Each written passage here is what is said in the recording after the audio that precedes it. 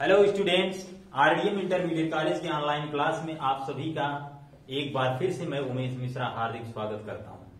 आज हम लोग कक्षा 12 के lesson 9 stopping by goods on A snowy evening पर चर्चा करने के लिए यहाँ पर हैं। और जैसा कि आप जानते हैं कि इस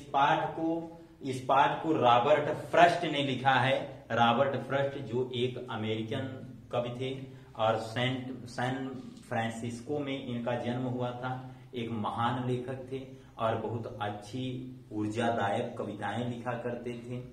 और यह जो वर्तमान पाठ है stopping by goods on A snowy evening, हमारे देश के प्रथम प्रधानमंत्री पंडित जवाहरलाल नेहरू इस कविता के बहुत बड़े प्रशंसक थे। अंत में जब उनकी मौत भी हुई थी, डेथ के दौरान भी इस कविता की जो अंतिम 4 लाइन है उनकी खुद की हैंड राइटिंग में लिखी हुई उनके बिस्तर पर मिली थी जब उनका डेथ हुआ था। तो हम इस अगर कविता के बारे में बात करते हैं, इस पाठ के बारे में बात करते हैं, अबाउट दिस लेसन अगर हम चर्चा करते हैं यहाँ पर, तो इस पाठ में लेखक एक यात्रा का वर्णन करते हैं, जिस यात्रा के वर्णन के माध्यम से हमारे जीवन की यात्रा को उसमें एक दूसरे से इंटरमिंगल करते हैं और वहां से बताते हैं कि हम अपने जीवन में जब किसी भी कार्य के लिए आगे बढ़ते हैं तो आगे बढ़ते समय हमारे पास तमाम प्रकार के अट्रैक्शंस आते हैं। जिन अट्रैक्शंस से अगर हम अट्रैक्ट होते हैं तो अट्रैक्ट होने के बाद हमारे पास समस्याएं आती हैं। लेकिन यह जो जीवन है, इस जीवन में हमें किन्हीं चीजों से न अट्रैक्ट होते हुए हमें अपने जीवन के रास्ते पर, हमें अपने मंजिल की तरफ देखते हुए अगर हम आगे बढ़ते हैं तो हम हमेशा सफलता की ओर आगे जाते हैं और हम सफलता को प्राप्त भी करते हैं। तो let us talk about this lesson. तो लेखक लिखते हैं, लेखक एक मतलब घोड़े से यात्रा करते हुए एक जंगल से होकर जा रहे हैं। वहां से जंगल से होकर जाते समय जिसको एक जीवन की यात्रा से जोड़ते हैं और अपने एक खुद को एक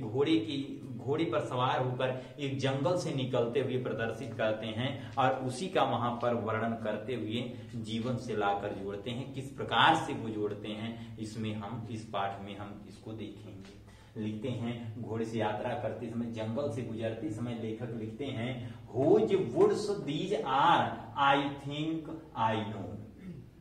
his house is in the village though he will not see me stopping here to watch his woods fill up with snow। कि हुज वुड्स किसके जंगल,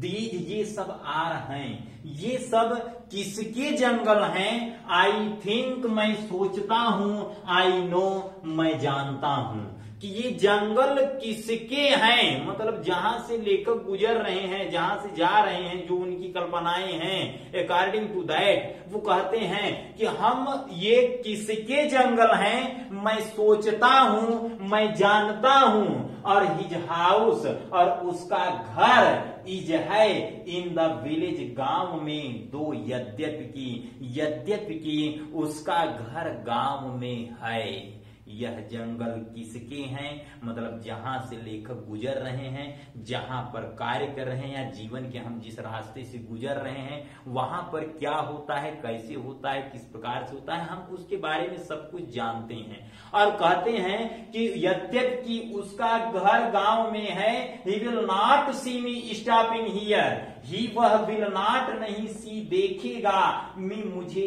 स्टॉपिंग रुकते हुए हियर यहाँ। और यद्यपि उसका घर गांव में है लेकिन वह मुझे यहाँ रुकते हुए नहीं देखेगा। टू वॉच देखने के लिए हिज वुड्स उसके जंगलों को फिल अप भरे हुए विथ स्नो बर्फ से भरे हुए, और बर्फ से भरे हुए जंगलों को देखने के लिए अगर मैं रुकता हूं तो वह व्यक्ति जिसके ये जंगल हैं, जिसका घर गांव में है, वह मुझे नहीं देख पाएगा। कि जिस प्रकार से हम कभी कभी जीवन में काम करते रहते हैं तो अकेले रहते समय जब हम अकेले होते हैं तो हम अपने अकॉर्डिंग कार्य को करने लगते हैं, अपनी वास्तविकता को वहां पर व्यक्त करने लगते हैं कि ये कार्य अगर हम कर लेते हैं तो कौन हमको देखता है। अक्सर अलग होते समय, अक्सर अकेले में होने पर व्यक्ति अपने मन का कार्य करता है और अपनी वास्तविकता को प्रकट करता है और कोई व्यक्ति नहीं देख पाएगा, इसलिए वो उल्टे सीधे काम करने लगता है। तो ठीक वही फीलिंग यहाँ पर लेखक की यात्रा के माध्यम से यहाँ पर स्पष्ट करने का प्रयास कर रहे हैं और स्पष्ट कर रहे हैं कि ये जंगल किसके हैं, मैं सोचता हूं, मैं जानता हूं, उसका घर यद्यपि गांव में है और वह बर्फ से ढके हुए अब उसके जंगल को देखने के लिए अगर मैं रुकता हूं तो वह मुझे नहीं देख पाएगा। माई लिटिल हार्स, मेरा छोटा घोड़ा जिससे हम यात्रा कर रहे हैं, अर्थात जिस चीज की हम सवारी कर रहे हैं, इट मीन्स कि जिसके माध्यम से हम किसी चीज को प्राप्त करने का प्रयास कर रहे हैं। माई लिटिल हार्स, मेरा छोटा घोड़ा मस्ट थिंक, अवश्य सोचेगा, इट इज ए क्वियर, विचित्र। और जो मेरा घोड़ा है, suppose that any kind of work we are doing, we have to do any kind of work, जो हम कार्य कर रहे हैं, उस कार्य पे जिसके माध्यम से चल रहे हैं, अगर हम उसके विपरीत अगर कोई कार्य करते हैं तो उस कार्य में कुछ न कुछ जरूर विचित्र महसूस होगा। तो वही लेखक अपने घोड़े से प्रदर्शित करते हुए व्यक्ति के जीवन के कार्यों को ले जाकर उससे ज्वाइंट करके वहां पर प्रदर्शित करते हैं कि जो मेरा छोटा घोड़ा है, छोटा घोड़ा होने का मतलब कि my work, whatever the work we are doing, तो मेरा छोटा घोड़ा इसे जरूर निश्चित रूप से अवश्य ही विचित्र समझेगा। मस्ट का प्रयोग आप जानते होंगे, अवश्य चाहिए के अर्थ में होता है, अवश्य यहां बाध्यता हो। टू स्टॉप, रुकना, विदाउट ए फार्म हाउस, बिना किसी घर के नियर, नजदीक। मेरा जो छोटा घोड़ा है वह छोटा घोड़ा बिना किसी नजदीक घर के, मतलब बिना किसी उचित कार्य के रुकना,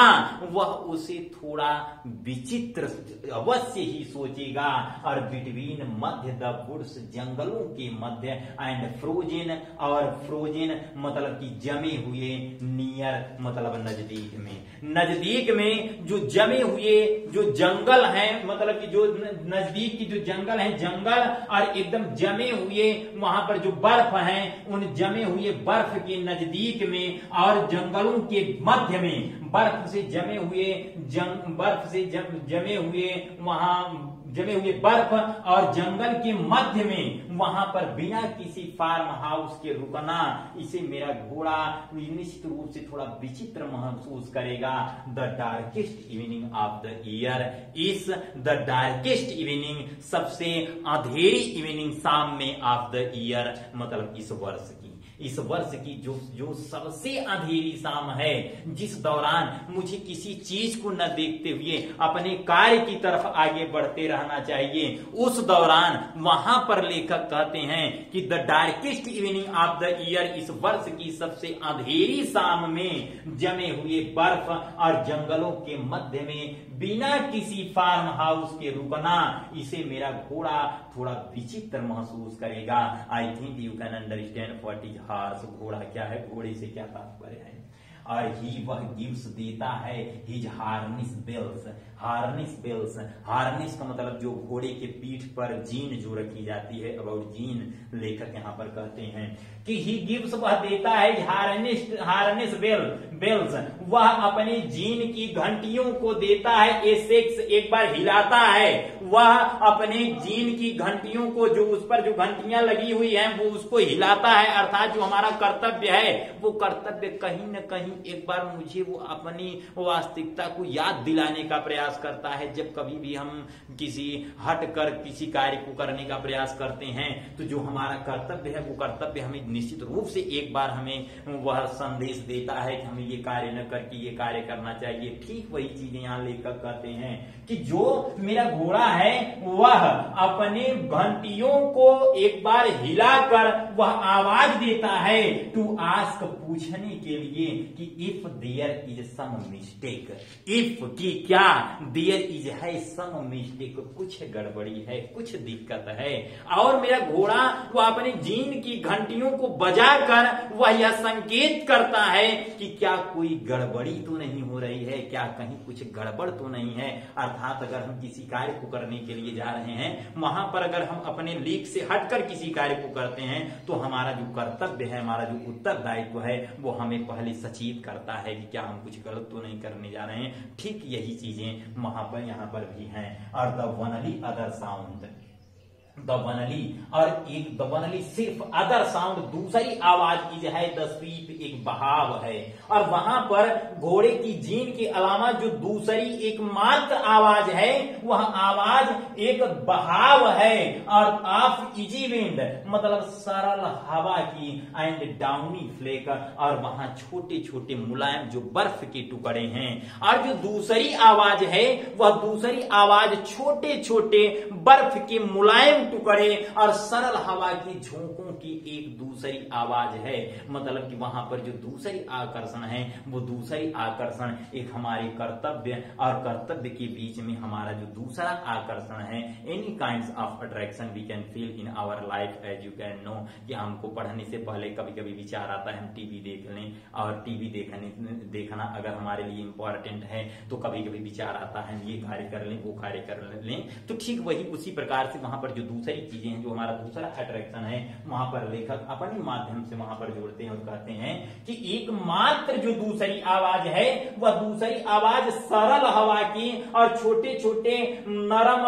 मुलायम बर्फ के टुकड़ों की आवाज है। और the woods are lovely dark and deep, और द वुड्स, वुड जिसका मतलब लकड़ी होता है और उसी को अगर यस लगाने से वो जंगल बन जाता है, जंगल उसका अर्थ हो जाता है। द वुड्स जंगल, आर हैं लवली सुंदर हैं, डार्क अंधेरे हैं, एंड डीप और गहरे हैं। और जो जंगल हैं वह जंगल सुंदर हैं, अंधेरे हैं और गहरे हैं। बट लेकिन आई हैव प्रॉमिसेस, लेकिन आई हैव मेरे पास हैं प्रॉमिसेस वादे हैं, टू कीप पूरा करने के लिए। जंगल अर्थात जंगल बहुत सुंदर हैं, या हम जिस चीज से जुड़ने जा रहे हैं अपने लाइफ में किसी चीज से भी जुड़ने अगर हम जा रहे हैं तो वो चीजें बहुत सुंदर होती हैं, बहुत अच्छी होती हैं, बहुत ही अट्रैक्टिव होती हैं। लेकिन लेखक कहते हैं कि बट लेकिन I have promises to keep,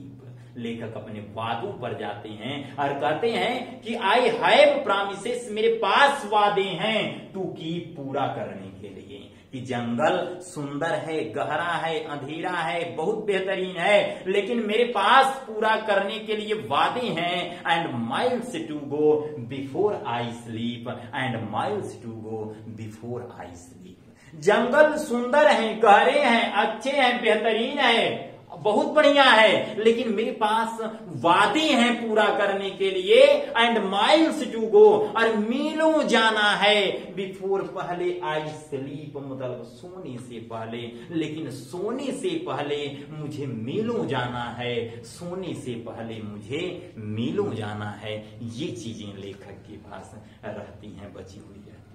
तो इस प्रकार से मेरे प्यारे विद्यार्थियों आप इस पाठ को बार बार वीडियो को देख सकते हैं, जब तक समझ में नहीं आए तब तक एक शब्द को देख सकते हैं। और वीडियो को हम आशा करेंगे कि आप सभी लोग अपने मित्रों के पास, बाकी लोगों के पास शेयर करेंगे, लाइक करेंगे, कमेंट करेंगे। अगले पाठ के साथ, अगले टॉपिक के साथ हम फिर आप लोगों से मिलेंगे। बहुत बहुत धन्यवाद।